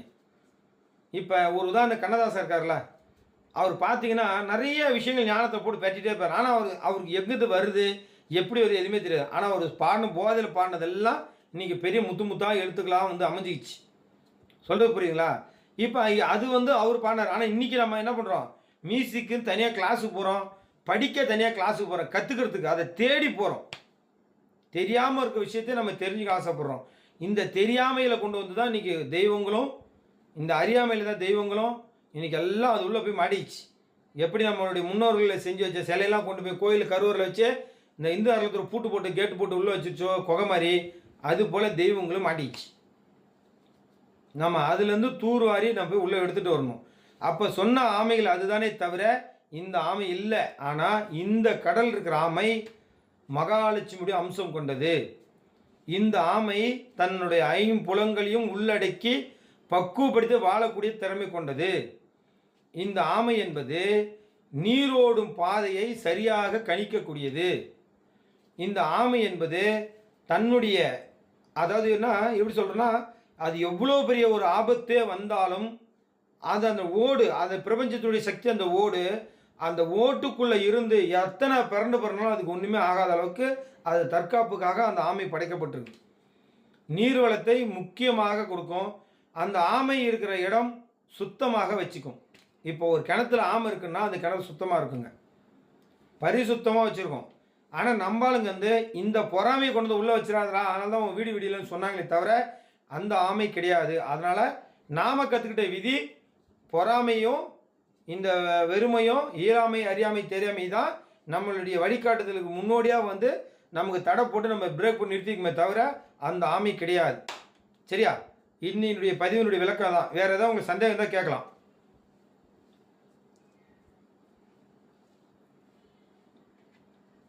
வேற ஐயா, வேற என்ன சந்தேகம் ஏதாவது இருக்கா?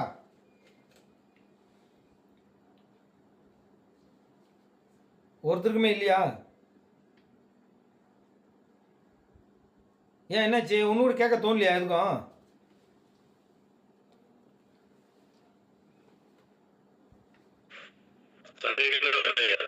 என்னையா சந்தேகமே வரல. வரல? வரல. சரி, ஒவ்வொருத்தரும் கேட்போம். சரி, இது பரத், உங்களுக்கு சந்தேகம் இருக்கா? இல்லைங்க ஐயா. ஓகே, மாயண்டி ஐயா. ஆ சந்தேகம் இல்லைங்கண்ணா. ஓகே, மைக் ஆஃப் பண்ணுங்க. செல்வராஜ் ஐயா, உங்களுக்கு? இல்லைங்க, ஒண்ணும் இல்லைங்க, தெளிவா இருக்குங்க. அப்படின்னா என்னன்னு கேக்குறீங்க சந்தேகம்?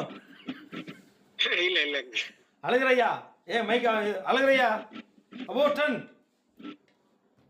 அழகரையா, உங்களுக்கு சந்தேகம் இருக்கா? அழகரையா. சரி, கிரீஷ் ஐயா, உங்களுக்கு சந்தேகம்? ஐயா, இப்போதைக்கு எந்த சந்தேகமும் இல்லையா. குருதீட்சை வாங்கினதுக்கு அப்புறமா கேட்டுக்கிறேன் ஐயா, எதுவா இருந்தாலும். அதாவது நான் நடத்துகிற பாடத்தில் சந்தேகம் இருந்தால் கேட்கலாம். நான் நடத்தாத சப்ஜெக்ட் உள்ள கேட்டீங்கன்னா பதில் வராது. இல்லையா, எதுவும் இல்லையா, அதுதான் தெளிவா சொல்லிட்டீங்க இல்லையா.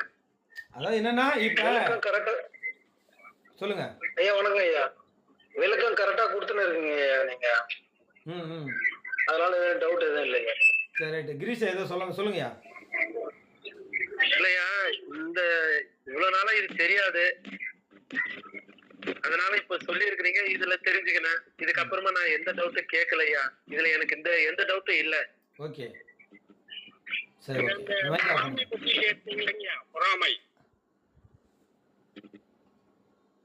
பொறாமை பத்தி எடுத்தீங்களே கடைசி, அதுல வந்து அதனால ஒரு திருஷ்டி ஏற்படும் அப்படின்னு சொல்லியிருந்தீங்க. அதை எப்படி கிளியர் பண்றது அதையும் சொல்லிட்டீங்கன்னா கொஞ்சம் நல்லா இருக்குங்க. அது பரிகாரம் தானே? அது பரிகாரம். அந்த நீங்க அதுக்கு சரியான ஒரு விளக்கம் கொடுத்தீங்கன்னா நோட் பண்ணி வச்சுக்கோங்க. அதுதான் சரி செய்வது. அது வந்து பரிகாரம். பரிகாரம் திருஷ்டி வந்துருச்சுன்னா ஏன்னா அது நிறைய இல்லை, நீங்கள் மைக் ஆஃப் பண்ணுங்க. திருஷ்டி பட்டுருச்சு அப்படின்னா என்கிட்ட நிறைய பரிகாரம் இருக்குது. அந்த சீட் கட்டு மாதிரி தட்டிகிட்டே இருப்பேன். நீங்கள் எழுதிக்கிட்டே இருக்கலாம், அவ்வளோ பரிகாரம் இருக்குது. அதனால் அது இன்னும் கொஞ்சம் அந்த விநாயகர்லாம் கொஞ்சம் முடிங்க, அந்த பரிகாரத்தை நான் சொல்லித்தரேன். அதுக்கு தான் சொல்கிறேன், உங்களுக்கு இடையில ஏதாவது பிரச்சனைன்னா உங்கள் வீட்டு காலண்டரை என் ஃபோன் நம்பர் எழுதி வச்சுருங்க. எனக்கு ஏதாவது ஒரு பிரச்சனை ஆயிடுச்சுன்னா இந்த நம்பருக்கு ஃபோன் அடிங்கோ. ஜாலக் ஐயா இவர் பேர். ஐயா எனக்கு என் சுயநலம் இல்லாமல் எனக்கு ஏதாவது நடந்துச்சுன்னா இந்த நம்பருக்கு ஃபோன் அடிங்க. ஒன்று ஃபோன் அடித்து அவருங்க வர வச்சுருங்க, இல்லையா என்னை தூக்கிட்டு போய் அவர்கிட்ட கிடாச்சிருங்க. அப்போ தான் உங்களை நான் காப்பாற்ற முடியும். சரியா? இதுக்கு தான் நான் பலமுறை சொல்லியிருக்கிறேன். மந்திரம் படிக்கும்போதே இருக்கிற அத்தனை தேவதைகளும் உள்ள பூந்து நம்ம என்ன பண்ணோம், குச்சி விட்டு குடஞ்சிக்கிட்டே இருக்கோம். இதை சரியான குரு கனெக்ட் பண்ணி நம்ம வழிகாட்டாதனால தான் நமக்கு எல்லா இருக்கிற பேய் பிசெல்லாம் மேலே ஏறி நம்ம போட்டு உழுக்குது. அதுக்கு யார் சொன்னால் கட்டுப்படும்? குரு சொன்னால் மட்டும்தான் கட்டுப்படும். ஏன்னா சாஸ்திரத்தை குரு தான் முன்னாடி. அதனால் அவர் அந்த பூதங்கள்ட்ட சொல்லுவார், விட்டுறா நீ ஏதாவது சொல்ல போய் அங்கேருந்து நேராக துணூர் எடுத்து வந்து நாட்டை கட்டினேன், நகரத்தை கட்டினேன், 4 வாசல் கட்டினேன், காடு கட்டினேன், பூதம் கட்டினேன், பிசாசை கட்டினேன், பேயை கட்டினேன், ஜாலக்கா எல்லாத்தையும் நிற்க வச்சே செல்வராஜை சுற்றி கட்டிட்டு போடுவான். அப்புறம் நீ ஒன்றுமே பண்ண முடியாது. இது நமக்கு தேவையா? எல்லாத்தையும் குரூப்பாக குறைச்சி என்ன பண்ணுவான், எல்லாத்தையும் வளைச்சி எல்லாத்தையும் துண்ணூறு ஃபூன் ஊதிட்டு எல்லாத்தையும் கட்டிட்டு போடுவான். இந்தமாரி நான் கட்டுறதை கொஞ்சம் ஃபேமஸுங்க. கொஞ்சம் எனக்கே தெரியும், நான் நல்லா கட்டிடுவேன். அதெல்லாம் யோசிக்க மாட்டேன், பாரபட்சம்லாம் கட்டிடுவேன்.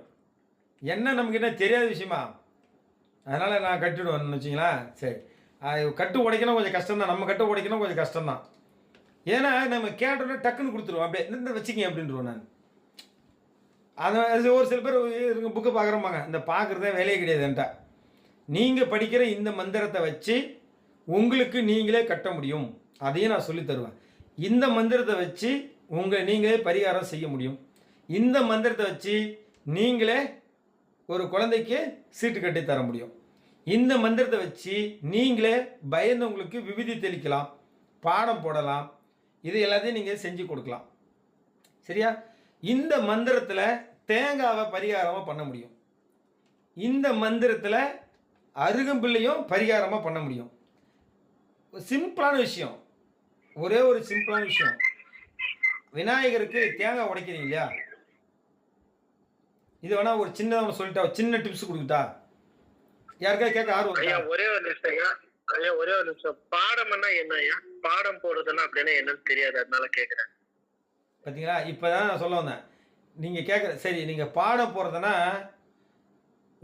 நான் உங்ககிட்ட ஒரு எதிர்மறையான ஒரு ஆற்றல் இருக்கும். இப்போ அதை நான் உங்களுக்கு டெமோ பண்ணுறேன். ஒரு நிமிஷம், இந்த ஊதுபத்தி கொடுங்க, ஊதுபத்தி பற்ற வச்சு கொடுங்க. பாடம் போடுறது என்ன அப்படிங்கிறது உங்களுக்கு நீங்கள் கேட்டீங்க, நான் இப்போ பதில் தரேன், புரிஞ்சுக்கோங்க. சரியா? ஆமாம், ஊதுபத்தி. சரி, அது ஊதுபத்தி வரட்டும், அதுக்குள்ளார சில விஷயத்தை வந்து நான் சொல்லிடுறேன். சரியா? பற்ற வச்சுக்கோங்க.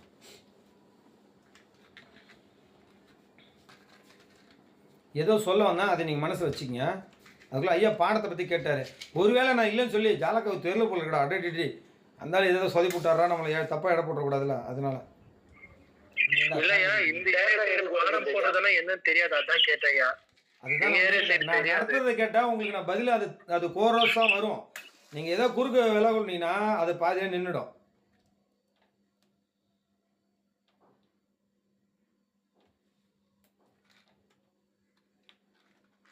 இப்போது இது ஒரு உதாரணத்துக்கு இந்த ஊதுபத்தி நான் பற்ற வச்சுருக்கேன்.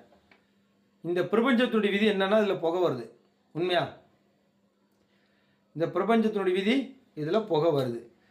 இப்போது இந்த புகையில் யாரெல்லாம் மாட்டுறாங்களோ அவங்களுக்கு அந்த வாசனை மேலே படுமா படாதா? படும். ஃபேன் ஆஃப் பண்ணணும், இது அவங்க மேலே வந்து சுத்தமாக பண்ணணும். அப்போ என்ன பண்ணுன்னா, இந்த புகையாப்பட்டது அவங்க மேலே வந்து பட்டுடும். இது வந்து நல்ல ஒரு வாசனை. சரியா? இதுவே புணம் இருக்குல்ல, பிணம், பிரேதம், சாவு, டெத்து, அந்த வீட்டில் இருந்து ஊதுபத்தியை எடுத்துகிட்டு வந்து நம்ம வீட்டில் வச்சா அது எப்படி இருக்கும் அப்படின்னு கேட்டால் நெகட்டிவ் எனர்ஜியாக இருக்கும். புணத்துக்கு பற்ற வச்ச அந்த சூடமோ அந்த ஊதுபத்தியோ அதில் மீதி கிடக்கிற பத்தி சூடமோ எண்ணெயோ அதில் இருக்க சீக்காவோ எந்த பொருளையும் வீட்டுக்கு கொண்டு வரக்கூடாது. ஏன்னா அது எதிர்மறையான எண்ணங்கள் இருக்கும். அப்போ இந்த ஊதுபத்தி புகையில யாரெல்லாம் மாட்டாங்களோ அவங்கள பாசிட்டிவ் எனர்ஜி, யாரெல்லாம் அந்த தீய சக்தியோடு இருக்காங்களோ நெகட்டிவ் எனர்ஜி. இது எனர்ஜி நமக்கு தெரியுமா? இப்போ கை வச்சுட்டோம், இது நமக்கு தெரியல. ஸோ இந்த எனர்ஜியில் நம்ம மாட்டிகிட்டே முழிக்கிறோம். இந்த எனர்ஜியில் நம்ம மாட்டிக்கிட்டோம். இது வந்து ஒரு ஒரு தொற்று நோய் அப்படின்னு கூட வச்சுக்கிங்க.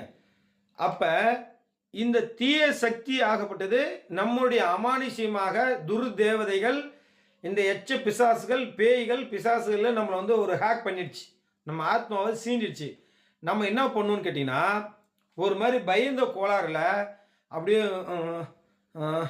அம்மா ஐயோ அம்மா யாரோ கூப்பிட்றாங்களே, ஐயோ நைட்டில் தூங்க முடியல, யாரோ அழுத்தமாக இருக்குதே, அப்பா ஐயோ கடவுளே அப்படின்னு இந்த பெனாத்திர சவுண்டெல்லாம் நம்ம கேள்விப்பட்டிருப்போம். அப்போ அந்த பேய் பிசாசுகள், அந்த எச்ச பேய்களை வந்து அந்த உடலை போட்டு வருத்தி அதுக்கு வந்து ஒரு சுமையை கொடுத்துக்கிட்டு இருக்கோம். அப்போ அது என்ன செய்யும்? அது போகவே போகாது. அப்போ நாம் என்ன பண்ணணும்னு கேட்டிங்கன்னா, நாம் நம்மகிட்ட இருக்க அந்த பிராண சக்தியை வச்சு ஸ்பைடர்மேன் மேலே ஒரு ரிஃப்ளெக்ட் பண்ண போகிறோம். அப்போ என்ன பண்ணுறது கேட்டிங்கன்னா, இந்த நேராக இருக்க இந்த புகையை என்னுடைய வாயால் என்ன பண்ணுறோன்னா, ஒரு மந்திரத்தை சொல்லி, ஓம் காளி உமா காளி மண்பரத மகாபாரதி சத்ரு சாம்பிவி சகிதா துரோத்தினி ஐயங்கிலி அகோர வீர மகா காளி ஆஃப் அப்படின்னா அந்த மந்திரத்தை சொல்லி அவங்க மேலே அப்படி ஊதும்போது இந்த ஸ்பிரிட் ஆகி இந்த புகையெல்லாம் கலைய ஆரம்பிச்சிடும். அப்போ அவங்க ஆன்மா கிட்ட போயிட்டு காது வழியாக இந்த ஒரு பாயிண்ட் குறிச்சுக்கோங்க. நீங்கள் சொல்லக்கூடிய சித்தி மந்திரத்தை ஓம் ஆம் ஈ உம் வசி வசி கஸ் கணபதையே நமக இந்த மந்திரத்தை சரளமாக நீங்கள் சொல்ல கற்றுக்கிட்டீங்க அப்படின்னு சொன்னால், குழந்தைகள், அதாவது வாய் பேச தெரியாமல் இல்லைன்னா சரியாக உச்சரிக்காமல் இந்த குழந்தை கலக்கலக்கெல்லாம் அப்படி தடுமாறும் பாருங்க, இது போல் குழந்தைகள் வந்தால் அந்த குழந்தைங்களுக்கு பேய் கழுவுதா, நோய் கழுவுதா, பசி கழுவுதான் தெரியாமல் தடுமாறும் பாருங்க. ஸோ அந்த குழந்தைகிட்ட இந்த மந்திரத்தை லெஃப்ட் சைடு இடது காதில் போய் உபாசனை கொடுக்குற மாதிரி காதுக்கு பக்கத்தில், அந்த காது உங்கள் உதடு போய் அந்த காது பக்கத்தில் வச்சு இந்த மந்திரத்தை ஓம் ஆ ஈ ஊம் வசி வசி கஸ் கணபதி நமக அப்படின்னு எழுத்து பிழை இல்லாமல் அந்த மந்திரத்தை 9 முறை அந்த குழந்தை காதில் சொல்லி அதில் கொஞ்சோண்டு விபூதியோ இல்லை தண்ணியோ கொஞ்சம் அந்த போகத்துக்கு போட்டால் அப்போவே அந்த இடத்துல அந்த குழந்தைக்கு தோஷம் நீங்கிவிடும். இது என்னுடைய உத்தமமான வாக்கு, குருநாதருடைய சத்திய வாக்கு, எழுதி வச்சுக்கோங்க. இதுக்கு மந்திரம் சித்தி ஆகணும் அவசியம் கிடையாது. என்னுடைய ஆத்மாத்தனமாக இந்த மந்திரத்தை கொடுக்குறேன். இந்த மந்திரம் பலிக்கும். குழந்தைங்க வந்தால் இந்த நிமிஷமே மைக் ஆஃப் பண்ணுங்க. குழந்தைகள் வந்தால் இந்த நிமிஷமே, இந்த செகண்டே நீங்கள் இந்த மந்திரத்தை பயன்படுத்தலாம். கண்டிப்பாக குழந்தை அழுக நிறுத்திவிடும். பேய் பிசாஸ் குழந்தை நிறுத்திடும், குழந்தை நல்லா இருக்கும். அந்த குழந்தைய நீங்கள் சரியாயிடுச்சா அப்படின்னு தெரிஞ்சுக்கிறதுக்கு நான் மறுபடியும் ஒரு பதிவில் அதுக்கு நான் சொல்கிறேன், சரியா?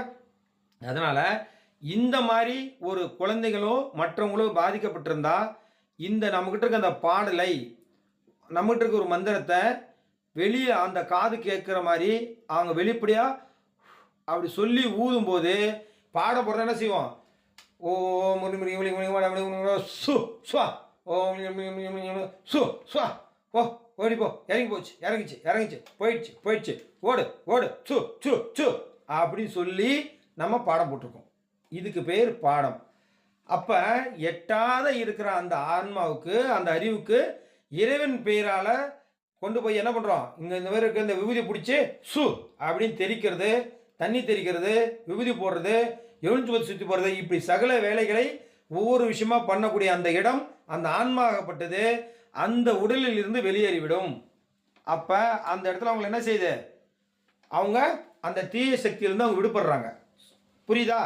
அதுக்கு பெயர் பாடம். இது வந்து கிராமத்தினுடைய பாஷை, சித்தர்கள் சொல்லிக் கொடுத்த சின்ன சிறு தேன் மிட்டாய் மாதிரி, சரியா? இதெல்லாம் வந்து எனக்கு எப்படி சொல்கிறது, எல்கேஜி யூகேஜி மாதிரி. ஆனால் அது உங்களுக்கு பெருசாக தெரியுதான்னு எனக்கு தெரியல. பெருசாக தெரிஞ்சால் வச்சுக்கிங்க, தப்பு இல்லை, சரியா? ஓகே. இதில் பாடத்தை வேறு சந்தேகம் இருக்கா? ஐயா அந்த மந்திரம் இன்னொரு டைம் சொல்லுங்க ஐயா. நீங்கள் தீட்சை வாங்கல தானே? நான் தான் முன்னே சொல்லிட்டேன், மந்திரம் உங்களுக்கு இன்னும் நீங்கள் என்ற மாணவராக சேரவே கிடையாது. புரியுதா? ஐயா அந்த தேங்காய் தீட்சை நீங்கள் வாங்கினாதான் மந்திரத்தையே நான் கொடுக்கணும். நான் ஒரு பெருந்தன்மையாக உங்களை கொண்டு வந்து உள்ளார வச்சு நான் கற்றுக் கொடுக்குறேன்னா என்னுடைய பெருந்தன்மையை நீங்கள் புரிஞ்சுக்கணும். அங்கன்னா நம்ம தீட்சையே வாங்கலையே அப்படின்னு இருந்தாலும் தீட்சை வாங்கினவங்களும் அமைதியாக அதை நடைமுறைப்படுத்திட்டு தான் இருக்காங்க. சரியா? அதனால் அவசரப்படாதீங்க. உங்களுக்கு ஃபஸ்ட்டு மந்திரமே நான் இந்த மந்திரம் ஓமா இம்முன் வசிசு கஸ் கணபதிங்கிற மந்திரமே ஆல்ரெடி இவங்கெல்லாம் வாங்கியிருக்காங்கனால வெளிப்படையே சொல்லிட்டேன். இல்லைனா இந்த மந்திரம் உங்கள் காதில் தான் சொல்லுவேன். புரியுதுங்களா? ஆனால் அப்படி இருக்கிற நீங்கள் காலையில் 5 மணிக்கு எழுந்திருக்கணும். ஆல்ரெடி நீங்கள் தீட்சை வாங்கலையே தவிர எங்களோட சேர்ந்து நீங்கள் ட்ராவல் பண்ணுறீங்க. நீங்களும் 5 மணிக்கு எழுந்திரிச்சு உங்களுக்கு இதுக்கு முன்னாடி ஏதாவது வெட்டி முறிச்சிருப்பீங்க. புரியுங்களா? ஏதோ மந்திரம் கந்திரம் சொல்லியிருப்பீங்க, ஏதோ ஒன்று பண்ணியிருப்பீங்க. எதையோ ஒன்று பண்ணுங்கள். எதுவுமே பண்ணலைன்னா கம்முன்னு பூஜை விளக்க பற்றி வச்சு உட்காருங்க. அதுவே பெரிய புண்ணியத்தை கொடுத்தோம். சரியா? அதனால் ஐயா ஐயா ஐயா கேக்குதுங்களா? கேட்குதியா? இப்ப நம்ம சொன்னீங்களா ஐயா அந்த மந்திரத்தை நம்ம ஏதாவது விளக்கு ஏதாவது ஏத்தி வச்சு சொல்லணுமா அந்த குழந்தைக்கு, இல்ல ஏதாவது ஆலயத்துல தான் சொல்லணுமா, இல்ல எந்த இடமானா ஒரு இடம் அவசரத்துக்கு வந்துட்டாங்க நம்ம இருக்கிறோன்னா நம்ம இப்போ ஒரு குளிச்சோ இல்லை ஏதாவது கவிச்சு கிச்சு சாப்பிட்டு இருந்தாலும் எது இருந்தாலும் அதை செய்யலாம் ஐயா? இது ஏதாவது விதி உண்டா? சூப்பரான கேள்வி. குழந்தை தூக்கிட்டு வராங்க, குழந்தை கத்திக்கிட்டே இருக்குது. அது பேய் கத்துதோ நோய் கத்துதோ இல்லை பசி கத்துதோ என்னமாச்சு, குழந்தைக்கு ஏதோ பால் கொடுத்தீங்கன்னா ஒரு வார்த்தை கேளுங்க. குழந்தை பாலே குடிக்க கத்திக்கிட்டே கிடக்குன்னாங்கன்னா அப்படியே ஒன்றுமே கிடையாது. பக்கத்தில் தண்ணி இருந்தால் எடுத்து டக்கு டக்குன்னு தலையை தெளிச்சிட்டு அப்படியே ஒரு செகண்டு யாரை கூப்பிடணும்? குருநாதரை கூப்பிடணும். ஒரு செகண்டு, அம்மா ஜாலகம்மா உன் பிள்ளைய காப்பாற்று அப்படின்னு சொல்லிட்டு தூக்கி அப்படியே அழகாக வச்சு காது எடுத்து காலம் மந்திரத்தை சொல்லுங்கள். வேறு ஒன்றுமே தேவையில்ல, நின்ன இடத்துல அப்படின்னு சொல்லுங்கள். இதுக்கு எந்த ஒரு பிரச்சனையும் கிடையாது. இந்த மந்திரம் சரி பண்ணும். இது ரெக்கார்டு படிச்சிருக்கேண்ணா. நீங்கள் ஆல்ரெடி நீங்கள் இருக்கிறதுனாலையும் இவங்களாம் அடுத்த இடத்துக்கு வர்றதுனாலையும் இதை நான் வெளிப்படையாக சொல்கிறேன். இப்போ நீங்கள் தீட்சை வாங்கினவங்க இந்த மந்திரம் சொன்னீங்கன்னா இது சித்தி ஆகிடும், இதை வந்து நடைமுறைப்படுத்திடும். தீட்சை வாங்கவங்க சொன்னாலும் ஓரளவுக்கு, ஏன்னா அவங்க மாணவர்கள் ரெக்கார்டுன்னு நம்மகிட்ட அவங்க ஆகலை, கனெக்ட் ஆகலை. பட் அதனால் இவங்க நாளைக்கே சொல்லி நடக்கலனாலும் அதுக்கு நான் சொல்லிக்கிறதுக்கு எந்த ஒரு மாற்று கருத்து கிடையாது. அதனால் நீங்கள் உங்களுடைய மனமும் உடலும் சுத்தியாக இருக்கும் சமயத்தில் குழந்தைக்கு பாடம் போடுங்க, தப்பு கிடையாது.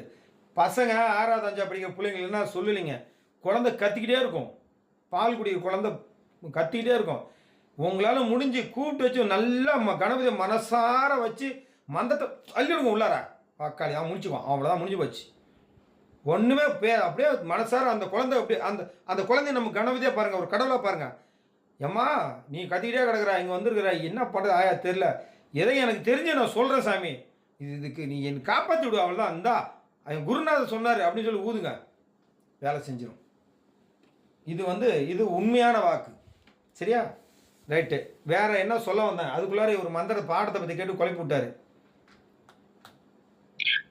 பரிகாரம் சொன்னீங்க, ஆமையை பத்தி பேசியிருந்தோம் ஐயா. அப்புறம் தேங்காய் உடைக்கிட்டு சொல்லிருந்தீங்க ஐயா. எவ்வளோ விவரமா இருக்காங்க பாருங்க. விவரமா இல்லையா, ஆவலா இருக்கோம். இந்த அதிகமாக கேள்வி கேட்குறத செகண்ட் பேட்ச் தான் கேட்டுட்டு இருக்குது, மொதல் பேட்ச் தான் அப்படியே வேடிக்கை பார்த்துட்டு இருக்கு. சரி, அப்படியே இது இருக்கட்டும். இந்த பரிகாரம்னு சொல்கிறோம்ல, இந்த தேங்காய் இருக்குல்ல, டெய்லியும் சரி மாதத்தில் 1 நாளோ 2 நாளோ இல்லை வாரத்தில் ஏதோ ஒன்று நீங்கள் கணபதி உபாசனை பண்ணக்கூடிய அந்த தேங்காய் உடச்சி வைப்பீங்களா, அந்த தேங்காவை எடுத்து நல்லா காய வச்சு அந்த தேங்காவை நல்ல எண்ணெய் ஆட்டி அந்த எண்ணெயை கொண்டு வந்து கண்ணாடி பாட்டில் போட்டு சூரிய ஒளி படுற மாதிரி வச்சு, அந்த சூரிய ஒளியை நல்லா படுற மாதிரி வச்சு அந்த எண்ணெயை எடுத்து மந்திரங்கள் சொல்லி உடலில் தேய்க்க வசியமாகும். எழுதிக்கிங்க. கணபதி உபாசனை பண்ணக்கூடிய இந்த சித்தி மந்திரம் அதில் இருக்கணும், அந்த தேங்காவில் இருக்கணும். அதை கொண்டு வந்து எண்ணெய் ஆட்டி, அதாவது எண்ணெய் எடுத்து சூரிய ஒளியில் கண்ணாடி பாட்டில் வைக்கணும். வச்சு அதில் அந்த மந்திரங்களை சொல்லி அந்த எண்ணெயை தேய்க்க குழந்தைகளுக்கு பேய் நீங்கும், சுபிட்சம் ஏற்படும், வாதங்கள் குறைய ஆரம்பிக்கும். நிறைய பேர் குழந்தைகள் பாருங்கள், அந்த எண்ணெய்லாம் போட்டு நல்லா குழந்தைங்கள்லாம் கை காலம் உருவி விடுவாங்க, இந்த தாய்ப்பால் இதெல்லாம் போட்டு உருவிடுவாங்க. அந்த எண்ணெயை வந்து நீங்கள் தேய்க்க வசியமாகும். வசியத்தில் அது ஒரு பங்கு, அந்த தேங்காய் எண்ணெய். ஸோ அந்த தேங்காய் எண்ணெயை நீங்கள் தலையில் தேய்க்க, தலைக்கு கைகளுக்கு தேய்க்க அந்த கணபதி மந்திரமும் உங்களுக்கு சேர்ந்து சித்தியாகும், இன்னும் கூடுதலாக சித்தியாகும். ஆனால் அதுக்கு தேங்காய் வைக்கிற வாசிக்கு நம்ம வாரத்தில் 2 நாள் தான் உடைக்க சொல்லிருக்கிறோமே, 15